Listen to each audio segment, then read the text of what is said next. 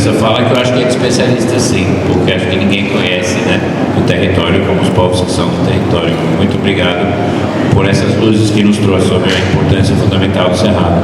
Bom, vocês estão vendo que eu falei que tinha professor na mesa, mas não tem professor, mas é porque eu vou chamar agora, certo? Então, gostaria de convidar, então, para fazer parte da mesa, o professor Sérgio Salva, que acho que é conhecido de muitos de vocês, né? Ele é da Unibed de Planaltina, Centro de Desenvolvimento Sustentável, e também do mestrado, né, do mestrado de Povos Sustentável e Povos Tradicionais, que eu acho que muitos de vocês já são egressos, então é um enorme prazer ter o Sérgio aqui conosco. Então, Sérgio, vou colocar a pergunta, então pode sentar. Errado, falou da sua função, dessa natureza de floresta invertida, mas também falou que ele sofre graves ameaças. Eu queria que você elucidasse um pouco mais quais são essas ameaças, qual é a dinâmica das frentes, né, que ameaçam o Cerrado. Explica para nós também como que é a situação do Mato Piba, onde se localiza, né? O professor Alfredo Wagner falou um pouco ontem em Mato Piba. Explique para nós como fica essa dinâmica, especialmente em Mato Piba, mas no Cerrado em geral. Por favor, Sérgio. Obrigado. Falar depois da dona Lourdes fica um pouco, não, mas rapidamente, falando em tendências. Primeiro é importante, nós estamos aqui, e eu acho fundamental, nós vamos dar importância disso na universidade, mas é fundamental nós considerarmos que estamos aqui não só, né, universidade, mas lideranças e movimentos sociais do campo, povos comunidades tradicionais, mas também ativistas e organizações não governamentais, grupos que, assim, lutam historicamente pela preservação do Cerrado. Por que eu estou dizendo isso? Porque a chamada fronteira agrícola do Mato Piba, que é praticamente todo o estado do Tocantins, uma parte significativa do Maranhão, o oeste da Bahia e o Piauí, é assim, a fronteira mais recente. Mas a destruição do Cerrado é mais antiga, infelizmente, né? Quando o então governo militar brasileiro, a ditadura militar, toma a decisão de que o chamado desenvolvimento rural brasileiro seria com a implantação da Revolução Verde, o Cerrado, começando ali pelo Mato Grosso do Sul, subindo, a época só existia o Mato Grosso do Sul, Mato Grosso, Goiás, que vai subindo, aí entra o oeste da Bahia. Então, assim, a devastação, a destruição, o desmatamento e a mudança do uso do solo para os monocultivos e para a pecuária reporta ainda lá os anos 60, né, com muito investimento público. Portanto, é fundamental a gente entender isso. A destruição do Cerrado tem, vamos dizer assim, recurso nosso, recurso público. Então, reporta lá aos anos 60, aos anos 70. Mais recentemente, essa pergunta do Alex, alguns elementos são fundamentais para a gente entender esse processo de expansão da fronteira, portanto, expansão dos monocultivos e da pecuária e também da indústria extrativa, né, dos alimentos. Primeira tendência é um aumento da demanda global por essas commodities, por esses recursos naturais, por soja, por carne, por minério de ferro, por lítio. Tá? Então, assim, é de fora que vem uma demanda fundamental que vai levar ao aumento dos preços. Portanto, quem está envolvido quer produzir mais para ganhar mais. Tá? Então, essa é uma lógica fundamental que vai ter um aumento significativo a partir de 2010 até 2016, 2017, depois diminui, durante a pandemia volta de novo, portanto vai expandindo essa chamada fronteira, portanto desmatamento, conflitos socioambientais, destruição da água, como nos dizia a doutora Lourdes. Dois, associado, como assim, a produção, porque a gente poderia usar o argumento, olha, o Sérgio é capitalista, mas precisamos de alimento, precisamos de carne e tal. Associado a uma intenção, entre aspas, de produção, vem essa segunda tendência, a especulação. Portanto, o Cerrado é vítima de processos que a gente chama tecnicamente de financiarização, ou seja, pensão, empresas multinacionais investindo não para produzir alimentos, mas para ganhar financeiramente com a destruição.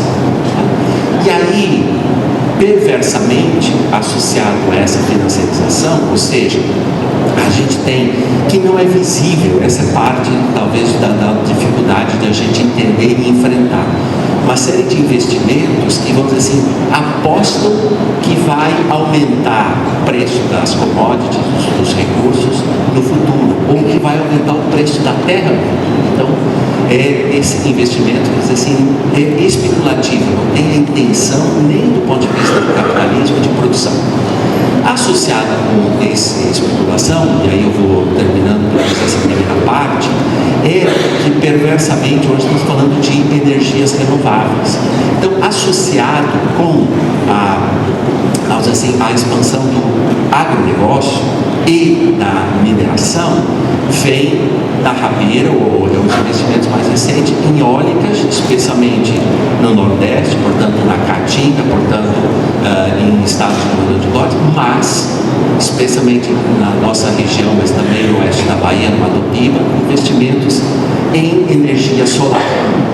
E além de, assim, encarecer o preço da terra, portanto, tornar mais difícil para que as comunidades tradicionais mantenham seus territórios, que os camponeses mantenham essa terra, porque vai chegando esses investimentos e os preços vão subindo, portanto, vai pressionando, inclusive do ponto de vista financeiro, ao pessoal sair da terra, vender, adiante.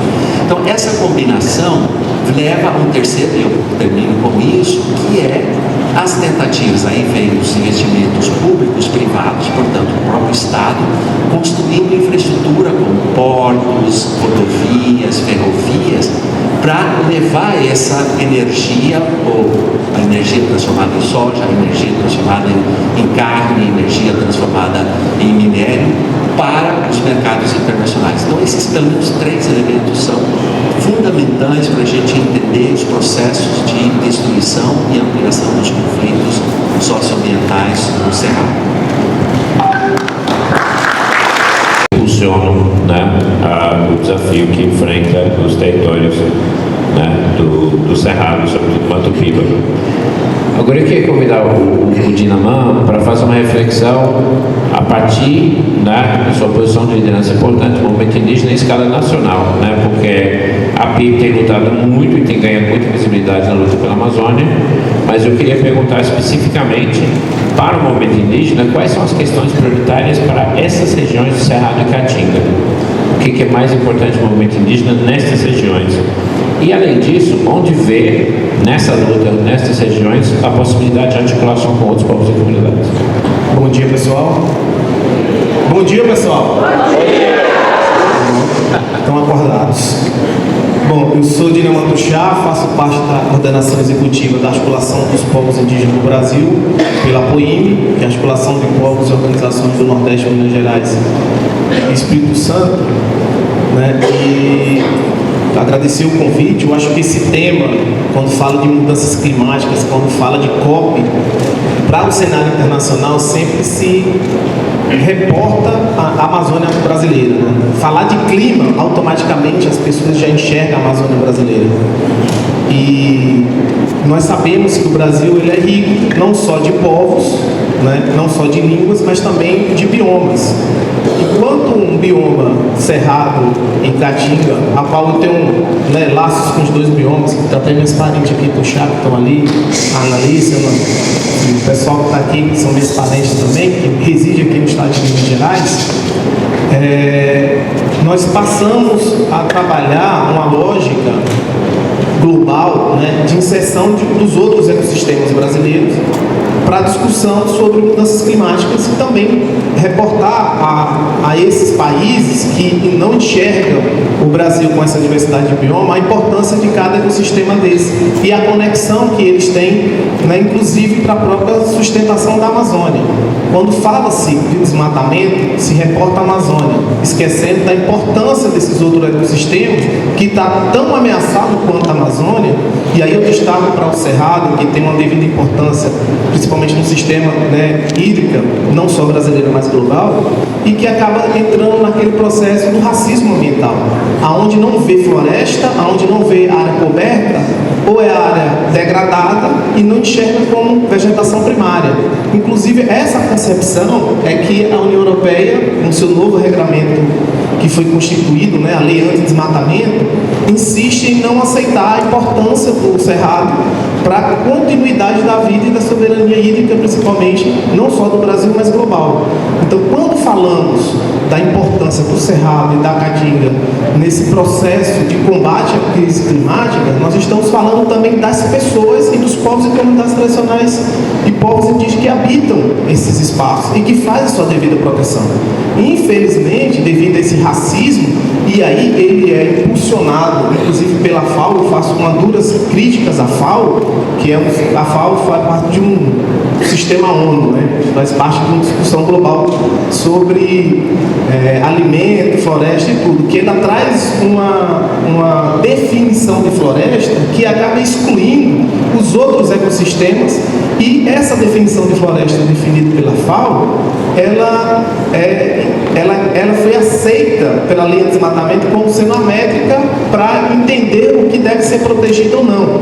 Então, automaticamente, essa definição excluiu mais de 80% do Cerrado, excluiu quase toda a totalidade da Caatinga, do Pampas e outros biomas brasileiros, e que acabou impulsionando, né, o desmatamento para outros ecossistemas, porque a Amazônia já existe a moratória. E falando de commodities, né, devido, enfim, essa visibilidade amazônica e esse interesse global em proteção da Amazônia, está migrando esse desmatamento para outro ecossistema, como é o caso do Cerrado, e aí o Mato-Piba já é um forte, né, desmatador, forte atividade econômica que está impulsionando os conflitos socioambientais, e que nesse processo de definição da FAO marginalizou ainda mais os outros ecossistemas, que no caso o Cerrado e a Caatinga e outros biomas que estão fora do contexto amazônico. E aí, para seguir nessa linha de raciocínio, nós, os povos indígenas e comunidades tradicionais, temos feito, né, um papel fundamental na proteção e também na denúncia dos ataques e violações que está dentro desses territórios, nos biomas Cerrado e Caatinga, que eu entendo que nessa conjuntura, para além dos nossos conhecimentos tradicionais, para além da manutenção que nós fazemos no território, né, precisamos unificar ainda mais essa bandeira de luta, tendo em vista que as próprias políticas públicas hoje do Estado brasileiro, e aí o cara critica muito o cenário internacional, mas se olhar para dentro, nós também não conseguimos visualizar uma política mais consistente do governo brasileiro na proteção desses outros ecossistemas. Pelo contrário, o que nós estamos vendo são incentivos a desenvolvimento dessas áreas, mas quando se fala em desenvolvimento, é um desenvolvimento predatório, um desenvolvimento que retira direito, que só insufla ainda mais e potencializa ainda mais os conflitos entre as comunidades e povos indígenas, comunidades locais, comunidades povos tradicionais e povos indígenas, frente a esses empreendimentos. E aí eu destaco, sim, também